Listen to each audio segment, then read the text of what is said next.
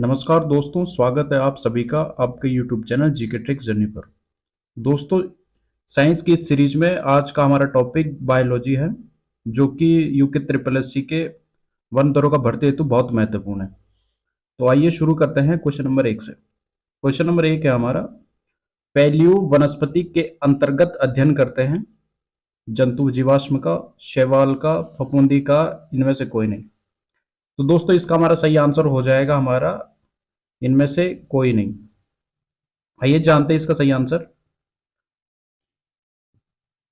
जंतु जीवाश्म के अध्ययन को हम पैलेकोन्टेनोलॉजी कहते हैं। शैवालों के अध्ययन को हम हाइकोलॉजी और एल्गोलॉजी कहा जाता है। फफूंदी का अध्ययन माइकोलॉजी कहलाता है, जबकि पैलियोबोटनी के अंतर्गत पुरानी वनस्पतियों का अध्ययन किया जाता है। करोड़ों वर्ष पूर्व पृथ्वी पर मौजूद थी, परंतु अब नहीं पाई जाती है। आइए क्वेश्चन नंबर 2 देखते हैं। क्वेश्चन नंबर 2 है हमारा, विच of the following cells have the most regenerative capacity. निम्नलिखित में से किस कोशिका में सबसे अधिक पुनर्जनन यानी कि पुनर्योजी क्षमता होती है। Smooth muscle cells, adult cells, committed stem cells, differentiated cells. तो इसका हमारा सही आंसर हो जाएगा कमिटेड स्टेम सेल, जिसे हम प्रतिबद्ध मूल कोशिकाएं कहते हैं। आइए इनके बारे में जान लेते हैं। प्रतिबद्ध मूल कोशिकाओं में सबसे अधिक पुनर्जनन क्षमता होती है। स्टेम कोशिकाओं में खुद को नवीनीकृत करने की असाधारण क्षमता होती है। वे प्रारंभिक एवं विकास के दौरान शरीर के कई अलग अलग प्रकार की कोशिकाओं को अथवा इसमें जो है निम्न तरीके से विकसित होती है। चलिए नेक्स्ट क्वेश्चन पे चलते हैं। Question number 3।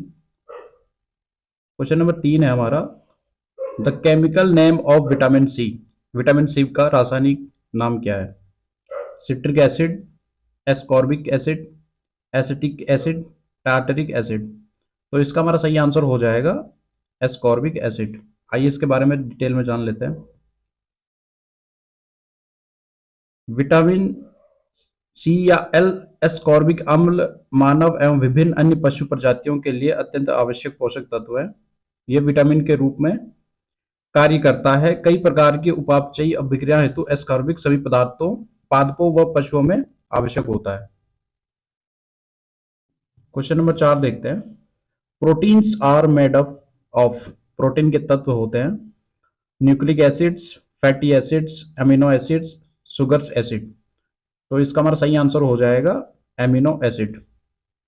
आइए एमिनो एसिड्स के बारे में जान लेते हैं। प्रोटीन एक जटिल कार्बनिक पदार्थ है जिसका गठन कार्बन, हाइड्रोजन, ऑक्सीजन एवं नाइट्रोजन तत्वों के अणु से मिलकर होता है। जीवद्रव्य के मुख्य अवयव एवं शारीरिक वृद्धि तथा विभिन्न जैविक क्रियाओं के लिए आवश्यक होता है। प्रोटीन का गठन अमीनो अम्ल द्वारा स्पेशली होता है। चलिए क्वेश्चन नंबर 5 पे चलते हैं। क्वेश्चन नंबर 5 है हमारा, in which stage of meiotic cell division chiasmata are formed. अर्धसूत्री कोशिका विभाजन की किस अवस्था में काइस्मेटा का निर्माण होता है। Metaphase, anaphase, prophase, telophase. तो इसका हमारा सही आंसर हो जाएगा प्रोफेज, जो कि फर्स्ट स्टेज में होता है। आइए इसके बारे में जान लेते हैं। अर्धसूत्री कोशिका विभाजन की खोज सर्वप्रथम बीजमैन ने की, परंतु इसका नामकरण फॉर्मर तथा मुरन ने 1905 में किया था। इस प्रकार का कोशिका विभाजन केवल जनन कोशिकाओं में होता है। प्रोफेज 1 अवस्था में काइस्मेटा का निर्माण होता है। यह एक लंबी अवस्था होती है जो कि 5 विभिन्न चरणों में होती है, जैसे कि पहली लेप्टिन, जाइगोटीन, पैकेटीन, डिप्लोटीन एवं डाइकिनेसिस। चलिए क्वेश्चन नंबर 6 में चलते हैं। क्वेश्चन नंबर 6 हमारा, डीएनए में नहीं पाया जाता है गुआनिन, एडेनिन, यूरेसिल या इनमें से कोई। तो इसका हमारा सही आंसर हो जाएगा यूरेसिल। आइए इसके बारे में जान लेते हैं। डीएनए में जीवित कोशिकाओं के गुणसूत्रों में पाए जाने वाले तंतुनुमा अणु को डीऑक्सीराइबो न्यूक्लिक अम्ल कहते हैं। इसमें आनुवांशिक कूट निविद्ध रहता है। डीएनए अणु की संरचना घुमावदार सीढ़ी की तरह होती है। इसमें 4 मूल बेस पाए जाते हैं, adenine A, thymine T, guanine G एवं साइटोसिन सी। ए और टी के साथ तथा जी सी के साथ हाइड्रोजन बंध से जुड़ा होता है। यूरेसिल आरएनए में पाया जाता है। जो कि हमारे डीएनए में नहीं पाया जाता।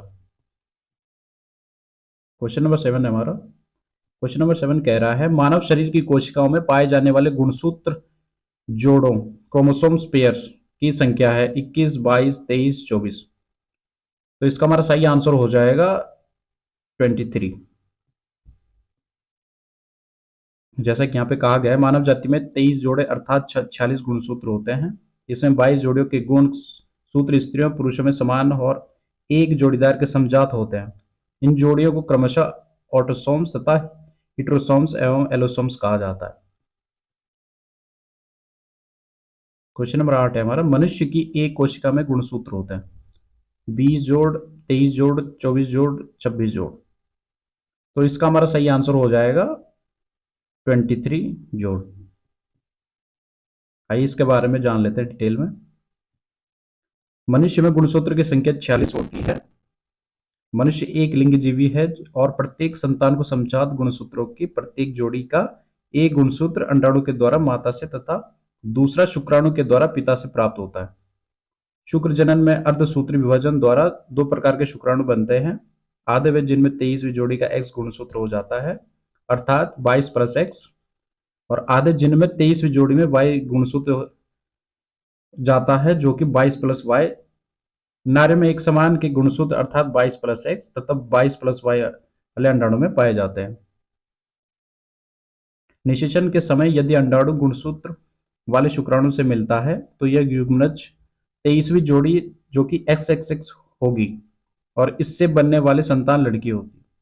इसके विपरीत किसी अंडाणु से Y गुणसूत्र वाला शुक्राणु निषेचित होकर XY गुणसूत्र वाला युग्मनज बनेगा तथा संतान लड़का होगा। इस प्रकार लिंग निर्धारण में पुरुष का Y गुणसूत्र संतान में लिंग निर्धारण के लिए उत्तरदायी होता है।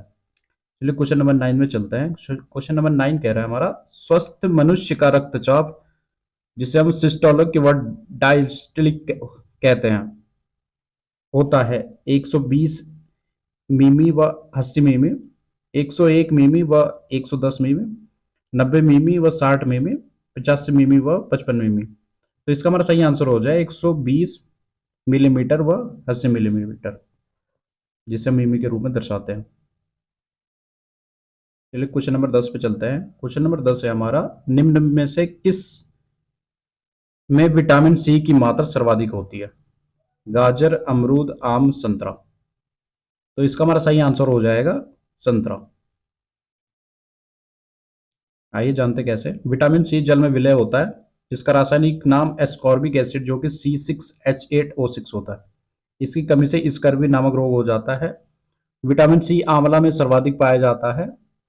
इसके अतिरिक्त यह नींबू, संतरा, चीकू, टमाटर, पत्तेदार सब्जियां एवं अंकुरित अनाज में विद्यमान रहता है। चलिए क्वेश्चन नंबर 11 पे चलते हैं। क्वेश्चन नंबर 11 है हमारा एंजाइम्स मूलतः है वसा, शर्करा, प्रोटीन, विटामिन। तो इसका सही आंसर हो जाएगा हमारा प्रोटीन। आइए इनके बारे में जान लेते हैं डिटेल में। एंजाइम मूलतः प्रोटीन होते हैं। प्रोटीन अत्यंत जटिल तथा नाइट्रोजन युक्त पदार्थ होते हैं। इसकी रचना लगभग 20 अमीनो अम्लों के भिन्न भिन्न संयोग से होती है। कुछ प्रोटीन हार्मोन के संश्लेषण में भाग लेते हैं। प्रोटीन एंटीबॉडीज के रूप में शरीर की सुरक्षा करते हैं। इसकी कमी से शरीर की मांसपेशियां कमजोर हो जाती है। वसा शरीर को ऊर्जा प्रदान करने वाले प्रमुख खारा पदार्थ है पर यह सांद्र स्रोत है। वसा प्रोटीन के स्थान पर जल का शरीर को ऊर्जा प्रदान करती है। वसा की कमी से त्वचा रुखी हो जाती है। विटामिन ए कार्बनिक पदार्थ है जो कि शरीर के विकास के लिए अत्यंत आवश्यक होता है। विटामिन के मुख्यतः दो प्रकार होते हैं वसा में घुलनशील विटामिन जो कि हमारे विटामिन ए, डी, ई एवं के होता है तथा दूसरे जो हमारे जल में घुलनशील होता है वो बी एवं सी होता है। चलिए नेक्स्ट क्वेश्चन पे चलते हैं। Question number 12। क्वेश्चन नंबर 12 है हमारा milk, cheese and eggs are the source of which of the following vitamin. दूध, पनीर एवं अंडे निम्नलिखित में से किस विटामिन के स्रोत है? B and C, A and D, C and D, A and C. तो इसका हमारा सही आंसर हो जाएगा B and C.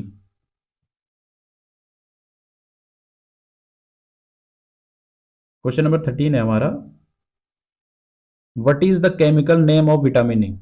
Vitamin E का रासायनिक नाम क्या है? Riboflavin, calciferol, niacin, tocopherol. तो इसका सही आंसर हो जाएगा हमारा टेकोफेरोल। विटामिन ई का रासायनिक नाम हमारा टेकोफेरोल है। इसकी कमी से जनन शक्ति कम हो जाती है। विटामिन के का रासायनिक नाम फिलोक्विनिन, विटामिन डी का रासायनिक नाम कैल्सीफेरोल तथा विटामिन ए का नाम रासायनिक नाम रेटिनॉल है। आइए क्वेश्चन नंबर 14 देखते हैं। क्वेश्चन नंबर 14 कह रहा है, in the following there are two statement labelled as a assertion A and reason R. assertion A कह रहा है unpolish rice should be eaten, यानी कि बिना पॉलिश किया हुआ चावल खाना चाहिए। रीजन आर कह रहा है polish rice lacks vitamin B, कारण पॉलिश किए हुए चावल में विटामिन बी की कमी होती है। तो ये हमारे दोनों सही है। आइए इनके कथन देख लेते हैं। Both A and R true and R is the correct explanation of A और आर दोनों सही है, आर ए की सही व्याख्या करता है। ए और आर दोनों सही है, आर ए की सही व्याख्या नहीं करता है। ए सही है परंतु आर गलत है। ए गलत परंतु आर सही है। तो इसका हमारा सही आंसर हो जाएगा ऑप्शन ए।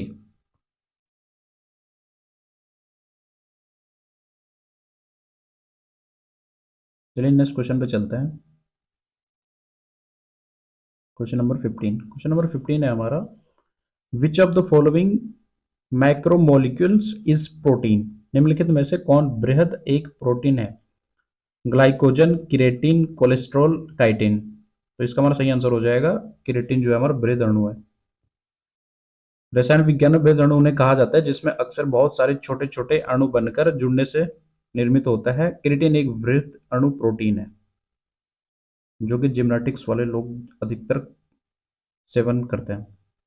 क्वेश्चन नंबर 16 है हमारा, vitamin B 12 contents, vitamin B 12 में होता है लोहा, निकिल, कोबाल्ट, मैग्नीशियम। तो इसमें जो है अधिकतम हमारा कोबाल्ट पाया जाता है।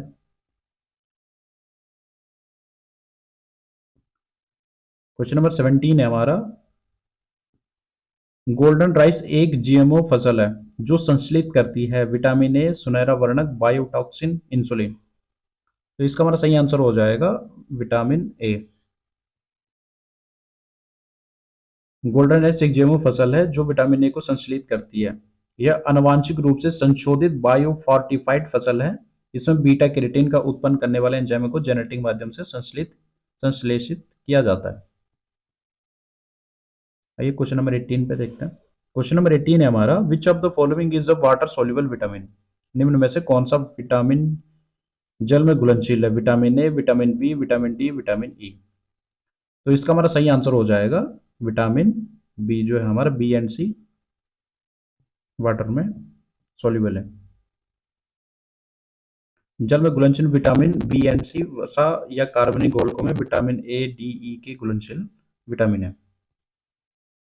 एक क्वेश्चन नंबर 19 देखते हैं। क्वेश्चन नंबर 19 है हमारा, name that component of diet which is assimilated as such. आहार के उस घटक को नामित कीजिए उसी रूप में आत्मसात यानी कि पाचित होते हैं। वसा, प्रोटीन, शर्करा, विटामिन। तो इसका हमारा सही आंसर हो जाएगा विटामिन। आइए जानते कैसे। विटामिन एक प्रकार का कार्बनिक यौगिक है जिनसे कोई कैलोरी प्राप्त नहीं होती है, परंतु ये शरीर के उपापचय में रासायनिक प्रतिक्रिया के नियम के लिए अत्यंत आवश्यक है। विटामिन का संश्लेषण हमारे शरीर की कोशिकाओं द्वारा नहीं हो सकता एवं इसकी पूर्ति विटामिन युक्त भोजन से होती है, जो कि विटामिन डी एवं के संश्लेषण हमारे शरीर में होती है। आइए क्वेश्चन नंबर 20 पे चलते हैं। क्वेश्चन नंबर 20 है हमारा, name the chemical substance present in the bones and teeth. उस रासायनिक पदार्थ का नाम बताइए जो हड्डियों व दांतों में पाया जाता है।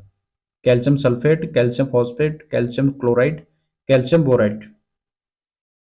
तो इसका सही आंसर हो जाएगा हमारा कैल्शियम फॉस्फेट। कैल्शियम फॉस्फेट, जिसे हम कैप के रूप में जानते हैं, मानव हड्डी और दांतों में पाए जाने वाला मुख्य खनिज है। इससे अत्यधिक जैव संगत अकार्बनिक जैव सामग्री के रूप में जाना जाता है। आइए आज के सेकंड लास्ट क्वेश्चन पे चलते हैं। The metal present in vitamin B 12। B12 में विद्यमान धातु है? कोबाल्ट, मैग्नीशियम, लोहा, तांबा। तो इसका हमारा सही आंसर हो जाएगा कोबाल्ट। विटामिन B12 को कोबालमीन भी कहा जाता है। यह एक मात्र विटामिन है जिसमें हम कोबाल्ट को प्राप्त करते हैं। यह शरीर के स्वास्थ्य और संतुलित कार्य करने के लिए आवश्यक रूप से एक विटामिन है। चलिए क्वेश्चन नंबर 22 पे चलते हैं। निम्नलिखित में से कौन सा मांसपेशीय प्रोटीन है? Myosin, keratin, lysozyme, heme. तो इसका सही आंसर हो जाएगा हमारा मायोसिन। आइए इसके बारे में डिटेल में जानते हैं। प्रोटीन एक जटिल नाइट्रोजन युक्त कार्बनिक पदार्थ है जिसका गठन कार्बन, हाइड्रोजन, ऑक्सीजन और नाइट्रोजन तत्व के अणुओं से मिलकर बना होता है। कुछ प्रोटीनों में इन तत्वों के अत्यधिक आंशिक रूप जैसे जस्ता, गंधक, तांबा तथा फास्फोरस भी उपस्थित होता है। ये जीव द्रव्य के मुख्य अवयव है एवं शारीरिक वृद्धि तथा विभिन्न जैविक क्रियाओं के लिए आवश्यक है। प्रोटीन द्वारा प्रतिजैविक, जिसे हम एंटीबॉडीज कहते हैं, का निर्माण होता है। मायोसिन एक मांसपेशीय प्रोटीन है जिसे मांसपेशीय रिकवर करने एवं वृद्धि के लिए यूज करते हैं। क्वेश्चन नंबर 23 और आज का लास्ट क्वेश्चन है हमारा। रक्त का थक्का, जिसे हम स्कंदन कहते हैं, बनाने हेतु कौन सा विटामिन आवश्यक है? Vitamin E, vitamin D, vitamin के, विटामिन सी। तो इसका सही आंसर हो जाएगा हमारा ऑप्शन सी, विटामिन के। आइए इसके बारे में जान लेते हैं। विटामिन भोजन के अवयव है जिसके सभी जीवों के अल्प मात्रा में आवश्यकता होती है। विटामिन के वसा में विलेय विटामिन है जो मानव द्वारा कुछ प्रकार के विटामिन का संश्लेषण करने के लिए जरूरी होते हैं। विटामिन के की कमी से रक्त का थक्का नहीं जमता है